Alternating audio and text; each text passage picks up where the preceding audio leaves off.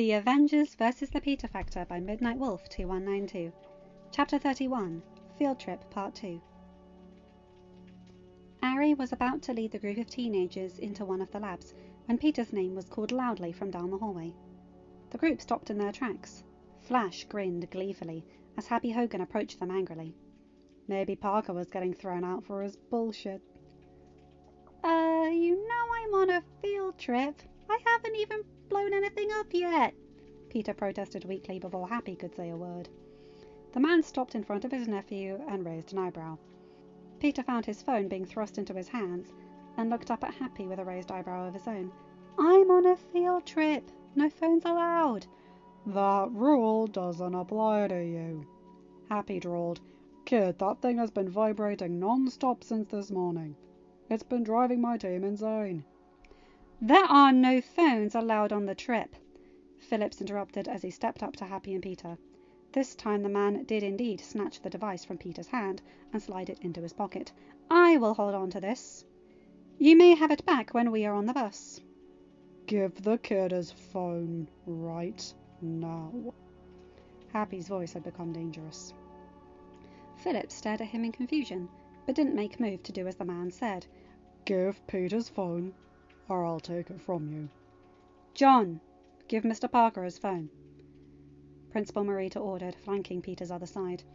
Mr. Parker will leave it in his pocket for the duration of the tour. Won't you, Mr. Parker? Yes, sir, Peter replied, and Phillips reluctantly took the device out of his pocket. He placed it in Peter's hand, but glared at the teenager as he did so. Peter quickly silenced the notifications and slid the phone into his jeans. Peter will use the phone if required, Happy commented, and Marita looked at him. He won't use it for personal reasons, but he may need to answer questions from other scientists in the building. I trust this will be acceptable? Of course, Marita replied, and Happy nodded, before he turned to Peter. I've also been instructed to tell you that your demon cat is in the time-out corner for trying to eat Boss's screwdrivers again. Blue will be joining you at some point once Boss has finished with her arm upgrades. And if Clint didn't tell you, the Barton kids will be arriving tomorrow and have demanded you take them to Coney Island. Happy explained, and Peter nodded. And now I'm done being a PA. I am only paid to babysit the boss, not you. Thanks, Uncle Happy, Peter said softly, and the man smiled at him before turning on his heel and walking back down the hallway. Ari got the group's attention again and indicated for them all to follow her. Alrighty, guys, Ari said with an excited grin. The scientists in this lab are all affectionately known as the Science Children. This is the lab that both Peter and I work in, so we do hope you enjoy your time in here. Just be careful. We're working on a number of highly volatile chemicals and elements, and we'd hate for any of you to get hurt because you weren't following the already discussed lab rules. Ari swiped her card and the doors opened with a gentle swoosh. Lola and Jeremy looked up from their computers and grinned at the group as they all crowded in. The two interns stood up and approached the group, and Lola stepped right up to Peter and hugged him tightly. Welcome, guys, Lola said excitedly as she broke away from the now blushing Peter. Hopefully Ari has explained the basics to you, so we can just jump in with the fun. Does anyone have any questions for us? Jeremy asked. Hands shot up around the room, and Jeremy pointed at Betty. As the interns fielded questions, Peter felt an arm loop through his. He looked up at Dakota with a grin. She had a manic look on her face, and Peter was concerned. What did you break? Peter asked, and the young woman laughed. Nothing yet, Dakota said with a smirk, and Peter rolled his eyes. Come with me, you need to see this. Peter turned to Principal Marita and caught his attention. The man moved across to him and nodded for him to speak. Sir, Dakota has something to show me, Peter said before pointing to her workstation. I'll just be over there. Is that all right? Yes, Peter. Thank you for asking, Marita said, and Kota dragged the team over to her desk. Look! Kota pointed as a beaker that was bubbling away happily, and Peter grinned. You stabilized it! Peter cried excitedly, and Kota nodded. Peter hugged the girl tightly and smiled. Well done, Kota! That's amazing! That's the first time you've ever touched a girl, Parker. Flash's voice sounded, and Peter tensed. Kota growled under her breath, and Peter felt her tense. The group's over here, Parker. Just because you've got these people convinced you're better than you are, doesn't mean you are. Now, wait a minute, Kota started. but Principal Morita approached him with a frown on his face. "Mr. Thompson, what are you doing here?" Morita demanded, and Flash turned. "Why have you moved away from the group?" "There are some interesting questions being asked, which you should be listening to." "But Parker isn't paying attention," Flash whined, and Morita's frown deepened. "Mr. Parker asked me if he could leave the group. Besides, his colleague requested his presence. You are neither a colleague, nor did you ask permission. Get back to the group now," Morita replied firmly. "Don't make me give you another warning." Flash returned to the group, and Peter smiled gratefully at the man, before returning his attention to the still seething Dakota. Peter patted her on the shoulder gently, and the woman took a few deep breaths before smiling at the teen. "The rest of the world isn't like that, kid," Dakota said comfortingly, and Peter leaned forward to press a kiss to her cheek. He congratulated her one final time, before returning to where Isabel was now regaling the group with information about her work. The group were just about ready to move over to where Zack was working, when the doors to the lab opened and a high-pitched beeping was heard, followed by heavy footfalls. "Sorry, Pete. He wouldn't take no for an answer once he found out you were in the building," Rhodey said as he followed BB-8 into the lab. The droid rolled straight over to Peter, and the teen dropped to rub the droid's belly. Ned squeaked excitedly and joined his friend on the floor. "It's all right, Uncle Rhodey. I wanted to show him off to Ned anyway," Peter replied. "Did you make him, Peter?" Betty asked as she joined her boyfriend and his friend in patting the droid. "Probably bought him," Flash sneered, but Peter just shot the bully a glare. "He and Tony built him," Rhodey butted in proudly. "Well, mostly, Pete. Tony just helped at the end of the process." "That's so cool, Peter," Cindy said, and Peter smiled.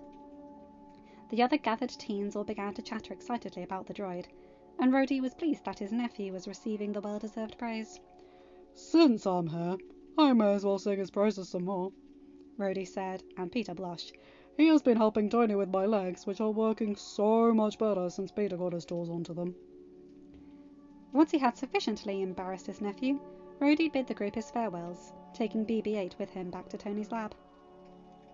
The man in question was watching the group's proceedings from his tablet, and smiled up at Rhodey as he entered.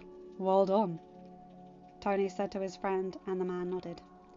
They had made the plan that the Avengers would make it known to everyone and their dog that Peter was loved and respected by some of the world's greatest superheroes.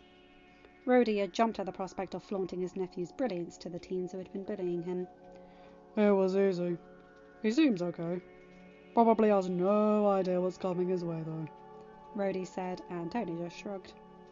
Rhodey rolled his eyes and left the lab, Tony's attention returning to the tablet.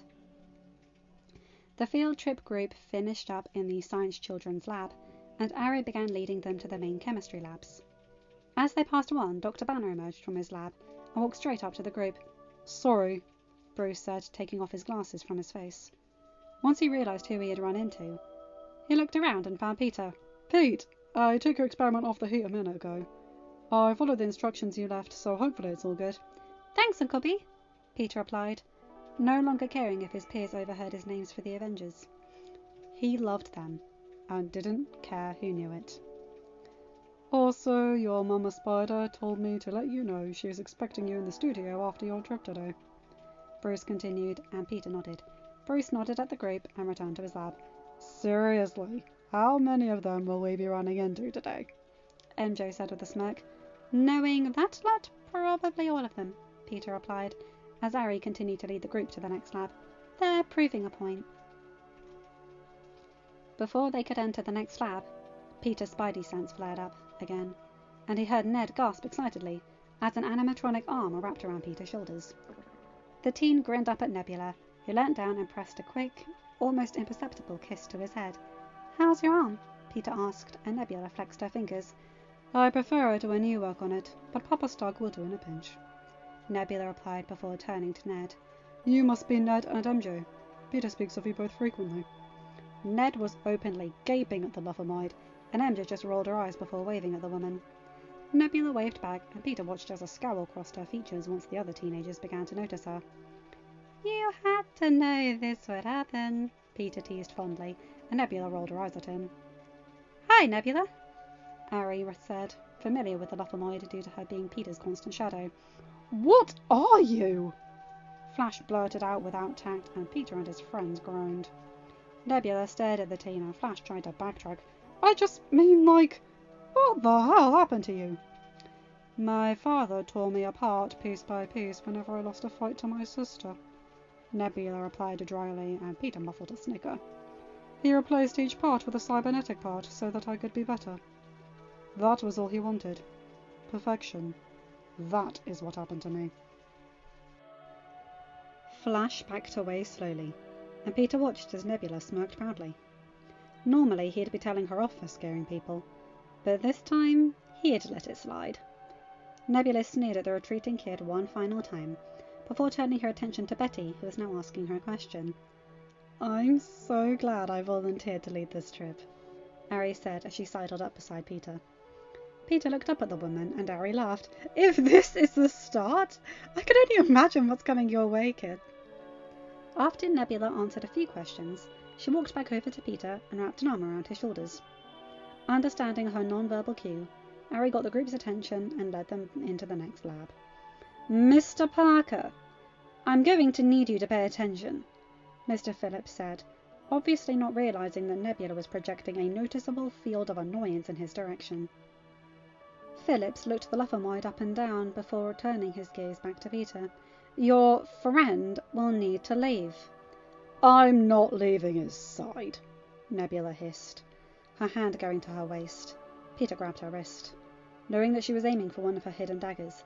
Nebs, seriously, I'm all right, Peter said. Nebula looked down at him and frowned. Seriously, this tour's probably not going to be all that fun for you. Why don't you go and hang out in my lab? I'll come up after the tour. Besides, Helix is probably lonely.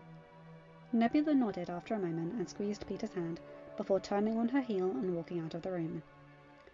Mr. Phillips shot Peter a look full of contempt before returning back to the group. Peter caught up to his friends and smiled as Ned squeezed his arm gently. The labs they visited were interesting enough. Peter spent most of his time being pulled to the side by different interns, much to Mr. Phillips's annoyance. After they visited a third lab, Ari led the group to the elevator and shot them all a bright smile. Alright guys, it is now time for some lunch. We will go to the cafeteria, where you will have your choice of about 20 different restaurants, Ari said. The group climbed into the elevator, and Friday instantly began to move them. Now the $15 you all contributed to the trip has been added to your cards for you to use for food.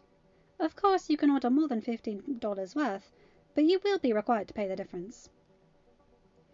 The group disembarked from the elevator, and Ari led them down to the cafeteria. All the teenagers, besides Peter of course, stared at the options before them in awe. We have 45 minutes, Ari said. She then made a shooing motion with her hands. Go, be free. Meet me back here in 45 minutes.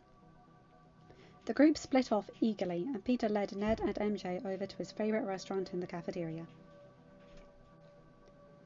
Once the three teens had ordered, they moved to the side to wait for their meals. Every so often, an intern or office worker would notice Peter and wave at him or say hello, but for most of the time, he and his friends were left alone. The trio received their food and walked over to an empty table. They had just started eating when Flash noisily joined them. Peter suppressed a groan, but obviously failed when Flash glared at him. I don't know how you did it, Parker, but this charade needs to end, Flash hissed, drawing the attention of some of the other students on the trip. Most of them had come to the realization that Peter had not in fact been lying, if Friday greeting him when they entered the building hadn't been enough. The way the scientists were addressing him and referencing his work cemented the knowledge that Peter Parker did intern at Stark Industries. The only ones still not convinced, or ignoring the obvious, were Flash and Mr. Phillips. Seriously, Flash, MJ hissed, and the teen turned to the girl. We are simply trying to eat lunch in peace. Just piss off. Sure, stand up for the pathetic orphan as much as you want, Flash hissed, and Peter tensed. But we all know he's completely full of shit. This is just him, trying to get attention and sympathy for the fact that he is a walking curse. Betty and Cindy both gasped as the word left Flash's mouth, and the other students who had overheard the comments began to murmur under their breaths. MJ was practically vibrating in anger, while Ned attempted to console the now pale Peter. Just as MJ was gearing up to argue, heavy footfalls sounded behind them, and the group gasped loudly as a large shadow fell over Flash. "What the hell did you just say?" A deep voice hissed from behind Peter, and the teen turned, an insult on his lips. The insult soon turned into a squeak as he realized that standing above him was James Buchanan Barnes, aka the Winter Soldier. The man fixed him with such an intense glare that Flash felt himself beginning to shake. "I'd answer him," another voice hissed, and the group didn't know where to look. Standing beside Bucky was Loki, and his glare was just as intense as Bucky's. "He asked you what the hell you just said to Peter. And understand that if we don't like the answer, there will be consequences." "No, there won't," Peter replied, jumping to his bully's defense. MJ rolled her eyes as Peter spoke up on Flash's behalf and shared a look with Ned. Peter moved to the other side of the table and rested a hand on Bucky's metal arm. "Uncle Wolf, please. He isn't worth it." "Peter," Bucky hissed, his eyes softening slightly as he looked down at the teen. "how long has this been going on for?" in Russian. When Peter didn't answer immediately, Bucky let out a snarl and turned to glare back onto Flash. Peter pushed himself slightly and then rested a hand on Loki's arm as well. "Seriously, guys, I'm all right," Peter said, and both men frowned heavily. The teen noticed both men's eyes roaming his body, no doubt trying to find any marks or bruises caused by the bully. When they found none, Bucky stepped forward and placed both hands on Peter's shoulders. "The others will hear about this," Bucky said, and Loki nodded. "And I can't imagine Val, Carol, or your Mama Spider will be happy to hear what's been happening here." "Not to mention my brother and the witch," Loki said, and Peter paled. Loki turned to Flash and smirked when he noticed the boy was trembling. "We will be watching you. If we see something we don't like, rest assured we will be back." The two men left the cafeteria, and Flash silently returned to where his friends were sitting. The rest of the group dispersed slowly, each teenager shooting glances at Peter as they went. Peter and his friends resumed eating, and while Ned and MJ chatted, Peter remained silent. At the 30-minute mark of lunch, Mr. Phillips approached Peter's table and put his hands on his hips. "Mr. Parker," Mr. Phillips said, and Peter raised his head to his teacher.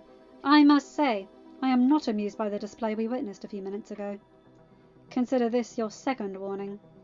MJ and Ned sputtered out protests, but Peter just resignedly waved them off. He nodded in acquiescence to his teacher's words, before returning to what was left of his milkshake. "Peter, this is ridiculous," MJ commented, and Ned nodded. "Why do you put up with this? From both of them?" "It isn't worth the argument," Peter replied, and both of his friends shook their heads at him. As lunch ended, the group regathered by the doors. Peter looked over at Ari, and instead of seeing her cheery smile, her face was as dark as a thundercloud. A shiver ripped down his spine, and Peter tensed. "All right, guys, we've had a slight change of plans to this afternoon's itinerary," Ari said, and Peter's heart dropped when his classmates chatted excitedly. "You've been granted a few privileges not usually allowed to our tour groups. So, let's go." As they walked towards the elevator, Peter looked up at one of Friday's cameras and frowned. "Traitor," he murmured under his breath, and the group looked up as the lights flashed briefly. The group climbed into the service elevator, MJ and Ned forming a barricade between Peter and Flash as the elevator climbed. Ari led the group out of the lift and towards the closed door before turning to face them. "Pete, I'm going to need you to scan all of us in," Ari said pointedly, and the group turned to face him. "Your badge is the only one with access." "Traitor," Peter murmured again as he stepped forward and swiped his badge over the scanner. The doors opened to the Avengers gym, and Peter let out a barely audible groan. "Really? Shit, man." Sam, Wanda, Steve, Bucky, Shuri, Okoye, and Nat were standing in the middle of the room, Their gazes locked on the teenagers entering the gym. Peter looked up to the cameras again and shook his head firmly. "Tattletale," Peter murmured, knowing Friday could hear him. Harry led the group towards the Avengers, and Peter felt his heart drop once more. This wouldn't be pleasant. End of chapter. Hi guys, hope you enjoyed that one. I kind of like it, kind of hate it, and I'm sure you guys can figure out why. But anyway, yeah, not going to comment much on this one. Anyway, you guys know the drill. Like, comment, and subscribe. Hit the bell, blah, blah, blah. Love you guys. Bye!